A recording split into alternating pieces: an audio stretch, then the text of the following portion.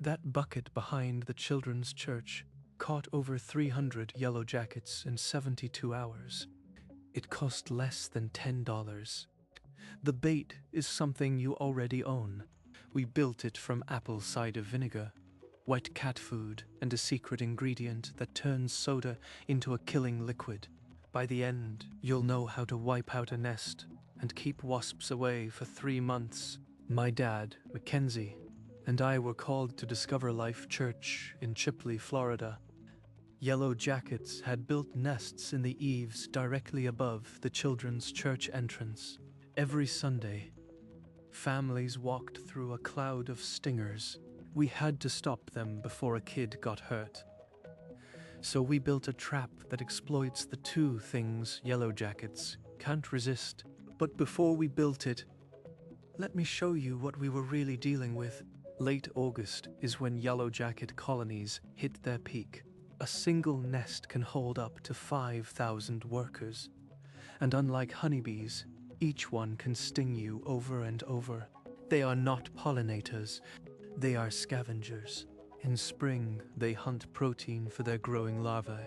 By late summer, they switch to sugar and become absolutely relentless.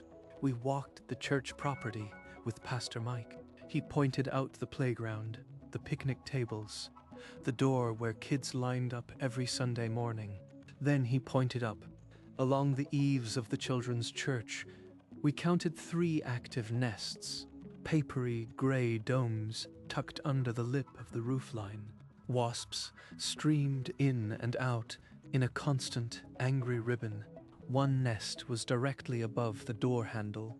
The building sat next to a wooded lot, perfect nesting ground, and there was a vent near the roofline, cracked open just enough for insects to crawl inside the wall void. Mackenzie put her ear to the siding. You could hear them humming through the wood. We had to act fast. A professional exterminator would charge $300 or more for a job like this. The church didn't have that, but my dad had been dealing with wasps for 30 years. He knew a combination that the pros don't always tell you about. A bait trap that pulls foragers from the building, and a chemical treatment that kills on contact and keeps them gone for 3 months. But first, we had to build the trap in a way that wouldn't just catch a few yellowjackets. It had to decimate the entire population hunting around that children's entrance. And the bait, it had to be something no yellowjacket could ignore, even with 5,000 sisters telling it not to.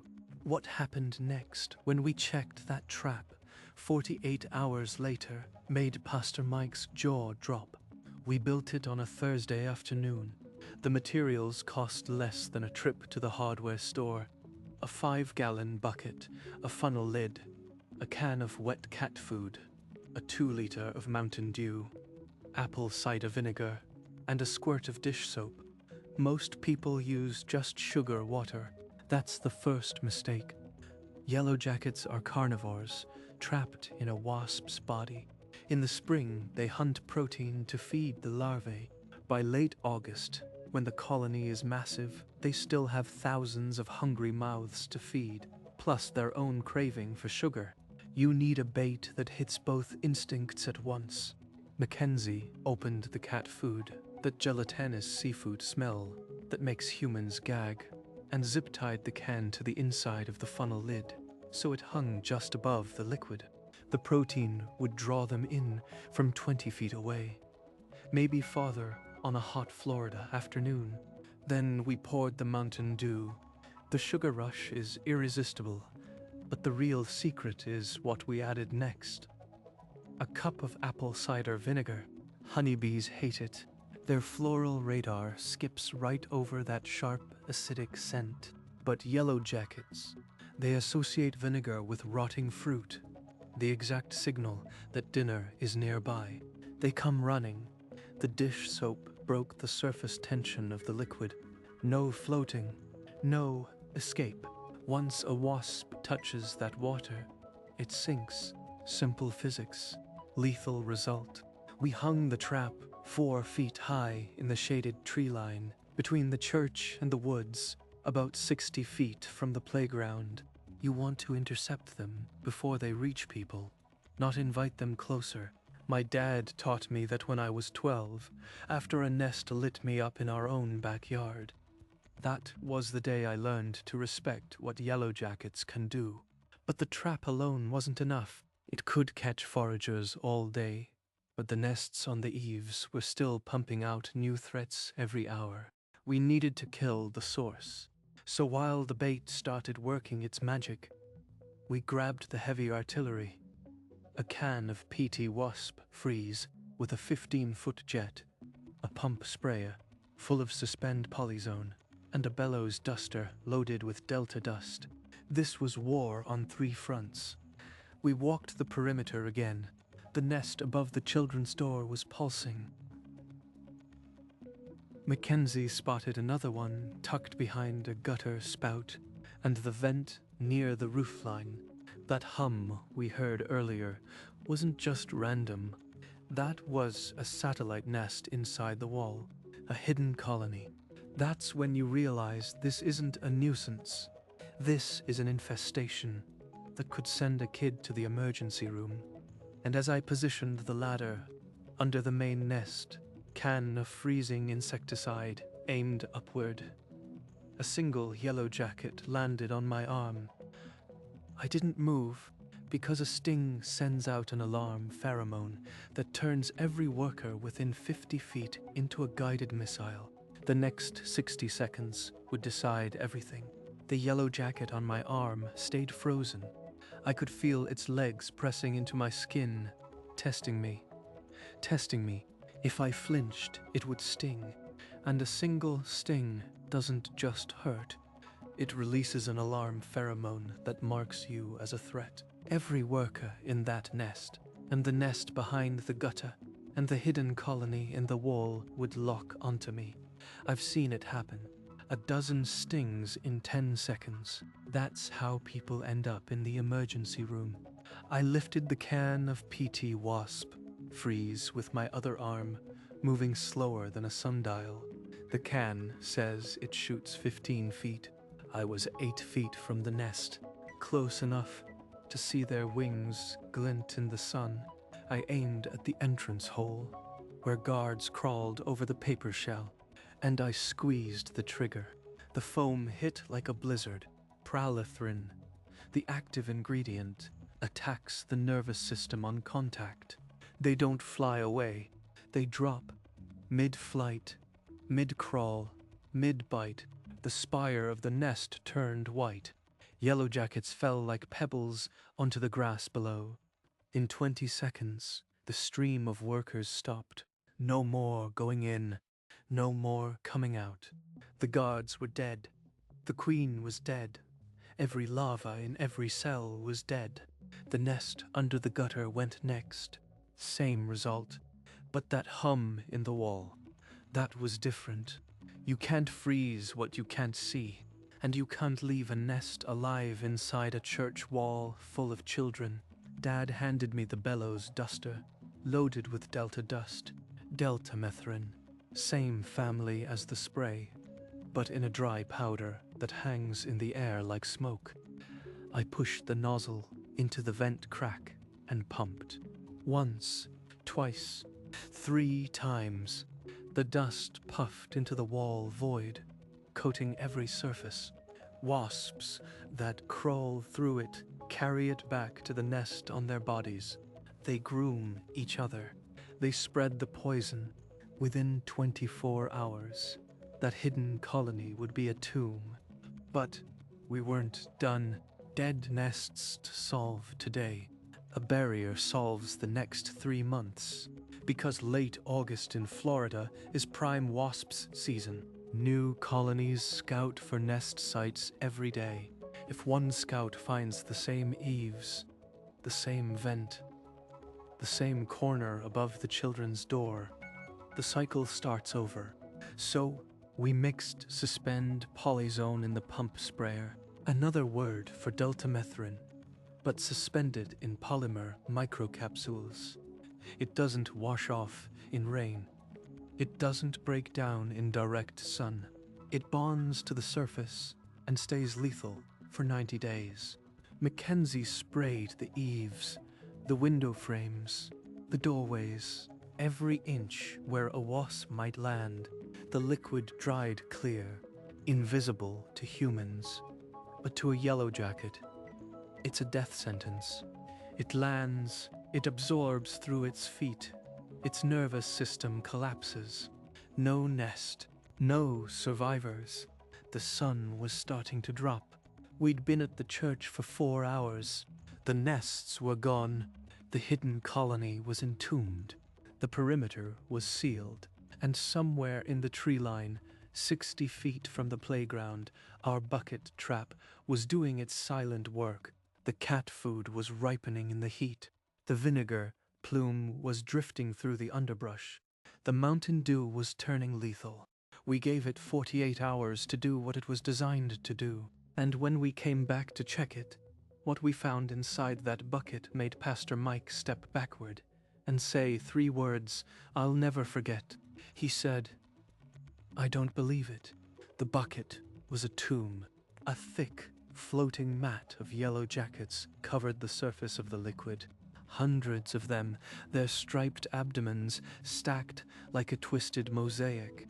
Not 5, not 20. We counted later and stopped after 300, because there were too many to keep track of. The cat food tin was stripped clean. Just an empty metal shell. The vinegar soda mixture below it had turned from bright green to a murky brown sludge. The surface tension long gone, every wasp that touched it swallowed instantly. That is what a working trap looks like. Not a few dumb strays. A genuine population collapse. We had drawn foragers from at least 50 feet in every direction. Maybe farther on that hot Florida afternoon. And when a yellow jacket finds a reliable food source, it tells the colony. They recruit. They swarm. They die. Every single one that followed the scent trail into that funnel never found its way out. Pastor Mike stared at the bucket for a solid minute. Then he looked back toward the children's church. The eaves were bare, no ribbon of insects streaming from the roofline, no humming from the wall vent. The playground where kids lined up every Sunday had nothing hovering above it. Just sky.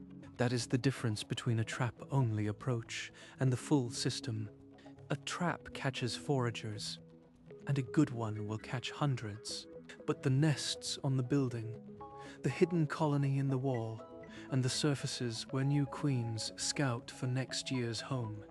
If you don't kill all 3, you just keep feeding the problem. We killed all 3. The total cost: 1 5-gallon bucket, a funnel lid, a can of wet cat food, a bottle of apple cider vinegar, some dish soap, a can of PT Wasp Freeze, a pump sprayer of Suspend Polyzone, and a few puffs of Delta dust.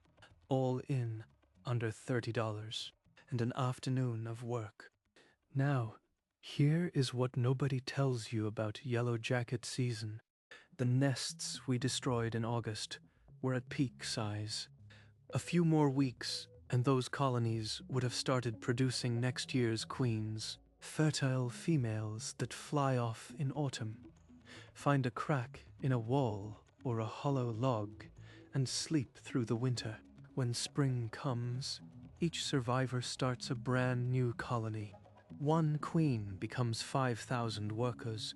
By the end of the next summer, every nest you don't kill in August seeds the problem for the following year. By wiping out those 3 nests and sealing the wall void with dust, we disrupted that entire cycle for the church property. And the Suspend Polyzone barrier remains active for 90 days. Long enough to catch any late-season queens scouting for a winter hideout. Long enough to break the loop. When spring comes, the building won't smell like a safe nesting site. To a newly awakened queen, she'll move on. But here is the part that stuck with me. Mackenzie pointed it out as we packed up the gear. The trap bucket, even full of 300 dead wasps was still functional. The bait recipe hadn't stopped working. We could have emptied it, refilled the liquid, and caught another 300 within the week. That is the power of the 2-cent system. Protein for the hungry colony, vinegar to filter out the bees, sugar to seal the deal. Most people buy a pre-made trap at the store, hang one bag of sugar water, and wonder why they still get stung. Now you know. One bait hits one instinct. You need to hit both. As we drove away, Pastor Mike waved from the doorway. His Sunday school volunteers would arrive in 2 days to set up chairs and hang decorations. They wouldn't have to check the eaves before opening the door. They wouldn't have to kill a wasp in the hallway. For the first time in a month, the children's entrance smelled like fresh paint instead of fear. But before you go building your own bucket trap, there is one thing you have to know. It isn't about the recipe or the placement. It's about the moment when you realize the real nest was never outside. And that lesson cost me a lot more than $30. That lesson came years ago, in my own backyard. I told you earlier, a nest lit me up when I was 12. What I didn't tell you is why. I knew the nest was there. I'd watched it grow for weeks. But I kept putting it off because I thought a single wasp's sting wasn't a big deal. 5 stings later, I couldn't see out of my left eye for 2 days. The real nest isn't outside. It's the voice that tells you the problem will solve itself. It's the delay that turns a handful of wasps into 5,000. It's the false economy of doing nothing, because hiring a pro costs too much. The church couldn't afford $300, but they could afford $30 and an afternoon. The difference was knowing what to buy, how to mix it, and where to apply it. That knowledge is free now. You just watched it. If this made sense to you, if you are the kind of person who would rather build a solution than pay for a problem, then you need to hit subscribe right now, because my dad and I are just getting started. Drop a comment below. What pest problem do you want us to tackle next? I read every single one. And if this approach to solving problems speaks to you, there's a special offer waiting through the link in the first pinned comment. Go check it out. I'll see you in the next one.